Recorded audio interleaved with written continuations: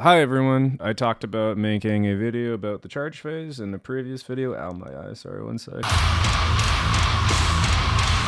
This is that video. We're going to talk about the charge phase today. Big changes between the charge phase and 9th and 10th. I feel like a lot of people are, even like competitive players who play a lot of 9th, I feel like are taking longer than I expected to pick up on this. I think at this point, most people who I would expect have talked about it in some capacity, but I feel like there's a lot of ramifications that haven't been that thoroughly discussed in other videos I've seen online. So the changes to the charge phase feel clearly designed to try and make it so that you can't do as much shenanigans as you could in 9th edition. And I feel like all it really resulted in is the same amount, or maybe 90% of the same amount of shenanigans as you had in 9th edition, but you have to do light trigonometry and spend an extra 5 minutes doing so, which I would argue is not great for the game, but I understand their intent. And unless this has changed, I'll show you how to use the current rules as written to exploit the charge phase in a way that is frustrating for you and your opponent. Okay, so let's just go over reading the charge phase, and I'll recap with some diagrams after. Okay, so you roll 2d6. We know this. That's how charging works. You know what a dice is. For a charge move to be possible, the charge roll must be sufficient to enable the charging unit to end that move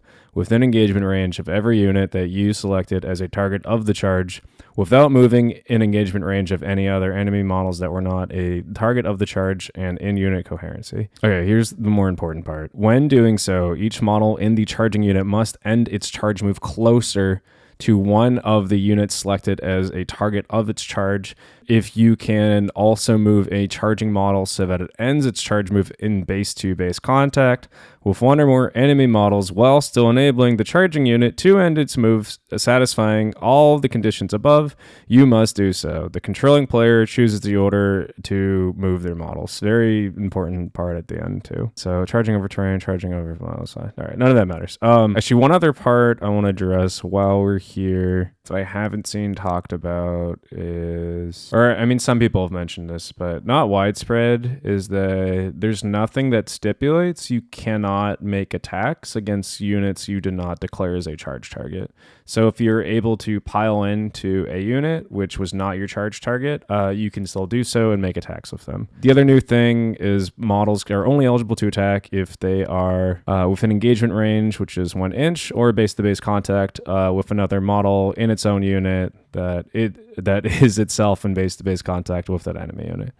So they're trying to make it harder for you to fight with stuff, unless you just like take your models and move them in a straight line. And I feel like whoever wrote this probably walked away being like, we've done it, that's it. Everyone is just going to charge in a straight line now. That's like how this feels to me. And now I will explain why it's not that at all. Enter slide 1. So here we have 10 beast nagas. Let's say this is our unit, because we're orcs, and we have 3 terminators here and 5 marines here. The orcs want to charge the terminators and tag the marines here on their following turn. I think you can do this with distances greater and in weirder scenarios, but I wanted to provide what I think will probably be like the most common one with positioning that's like easy to explain.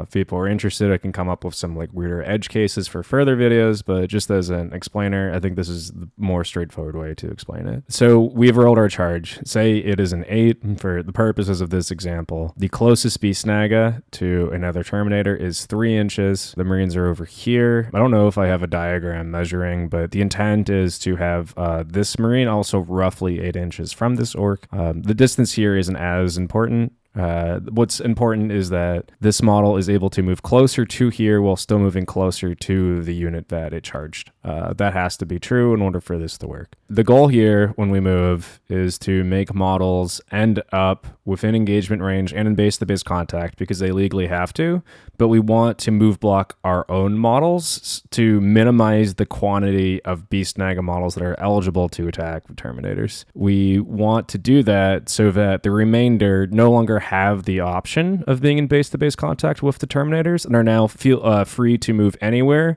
that is, as the core rules state, closer to the charge target and moving legally so that they cannot physically end in base-to-base contact. All they have to do is move closer. Okay, so we've now ended up in this position. These are the first 5 models in our unit I've moved. I was rushing for the sake of demonstration, but the model at the top closest to the Terminator should probably be a little further over. This would not invalidate our point. We could still have him here within 2 inches of this model and still not allowing any other beast nagas to make it into base-to-base contact. So this one here is not eligible to get into base-to-base contact with the Terminator over here still. And now they are all just free to move closer to this unit in anywhere they want. Because we rolled an 8, we can start moving them over here. There's actually scenarios where if you roll too high and allow yourself to get into base-to-base, like say we got a 12, this would be more difficult, and that some of our models will be able to wrap all the way around this side. And there's a lot of instances where you'd want to reroll that charge if it's too high into something like a 7. I don't think this would be one of those. I think if it's a 12, you could still tag this Marine unit and it would be fine. So now we finished our charge move and we have now piled in. All the boys have moved 8 inches towards the Terminator and closer than they were previously. If this was my movement phase, I would be careful to pre-measure to make sure that the distance between myself and the charge target and the target I want to tag is something that I feel confident the back model in my squad is going to be able to still end their charge move closer to the Terminators and still within 3 inches of the Marines that we want to tag, and make it so that the closest models are the Marines for purposes of pile-in. So they move towards the closest enemy unit, which is the Marines on the objective. So yeah, those 2 guys towards the front would move towards the Marines because they are the closest enemy unit. And as we discovered earlier, they're still able to declare attacks into them if we wanted to. Actually, legally, they have to if they pile in. They're not eligible to target the Terminators because they're too far, and they still have to legally make their attacks no matter what, because that's how fighting in Warhammer works. These 2 models over here, we could kind of do whatever we want with, as long as we're able to keep coherency legal. So I don't think I did this in this demonstration, but you could probably make it so that this guy at least could fight here, being base-to-base with this model, and then this guy can kind of do whatever. It's irrelevant. The main point of positioning like this is not to get like an easier charge into the Marines without risking much, because we only declare the Terminators. The point is to tag things that don't want to be tagged and still use the charge phase in a way that's like kind of counterintuitive and hard to explain to your opponent, but like legally like works 100%. If this was something that wasn't just 5 Marines, one of which appears to be modeled with a power sword and was like, I don't know, 10 grots, or like another unit that has like no chance of hurting us in combat and we have everything to lose by tagging them, this is how you'd want to set that up. And I mean, like beast nagas and Terminators is kind of risky. This is also not the best unit in that they are melee Terminators and have a good chance of fighting our beast nagas back and killing them. But I mean, if this was like 3 eliminators or something that we're really not worried about their melee potential, that's like a real world use case where I would want to do this. So yeah, why would you want to do this? Marines, maybe you want to do an action next turn, or actions don't exist anymore, but they're no longer eligible to shoot in the shooting phase because they're preoccupied and can't do anything on the objective. They're going to have to fall back if they want to shoot, is the most obvious one. Yeah, I mean, if you're new to Warhammer, this is how tagging worked in 9th, and it's still the same now. It's a very valuable tool that people at a higher level used constantly. So how would I fix this? I like the phrasing in the Sigmar rules better. I mean, I personally don't mind. I liked it as like a weird thing that you could do, and it was very easy to understand. And like, I have a friend who made the counter argument that, well, 40k is a game where most people play like as intended, which is true. And like, if you tell your opponent, hey, I'm trying to do this, I want these guys to be back here, pile in this way so that I'm going to tag your guys, a lot of people would probably be like, okay, that's fine. Like, I get how this works. So, like, I play at a competitive level. I understand what your intent is here and I'll let you do so. But it's also very easy for your opponent to be like, no, you can't do that. Like, prove it to me. In which case you gotta break this all down for them. And that's what I really don't want out of competitive Warhammer. It's not fun for anyone. It slows the game down. And you could say, but just don't do that. If it's not fun, like, why do it? Why play the game? I play the game because I love little models and I love the Warhammer universe, and the lore is great, and it's fun taking your little guys and moving them around the table. And if you are someone who's not doing this in a tournament, there's probably somebody else who is. Your opponent who said, you can't do that, prove it to me, might also try to do this themselves. In which case you have to either argue and be a dick too, or just let them and feel mad that they made you use 5 minutes of your clock time breaking down something that you were letting them do for free. And I just I hate when people arguing against each other becomes like a strategic element of Warhammer. And I really wish it was gone from the game. And the game was clean enough and the rules were written well enough. Oh, I just noticed this Marine standing on the objective. That's another 10th edition. No, that wouldn't be possible. But yeah, I feel like this can all be solved through careful phrasing, which they're clearly trying to do. But it's just it's frustrating to see attempts at things being made and understanding the intent, but failure in writing happen over and over and over again. And I do really fully, unfortunately, just believe that's because the people writing the rules don't play at a level where they'd be able to perceive this stuff as much as certain tournament people do. And I don't think I'm the master of 40k who knows everything. I think I'm just a reasonably good competitive player who noticed this upon first reading, as did a lot of other reasonably good and better competitive players, right? So it doesn't feel that hard to hire some people who have the capacity to examine this stuff a little better. And I know if you're trying to, I'm really down on 10th, and I'll keep going over why in future videos, but I know there's aspects of them trying. It just feels not quite enough, and trying in a way that's maybe a little lazy to me. And I don't think it's the game designer's fault. I think it's an upper management problem. And I mean, I just wish they were a little more connected and a little more willing to get certain people involved who I think would help this a lot.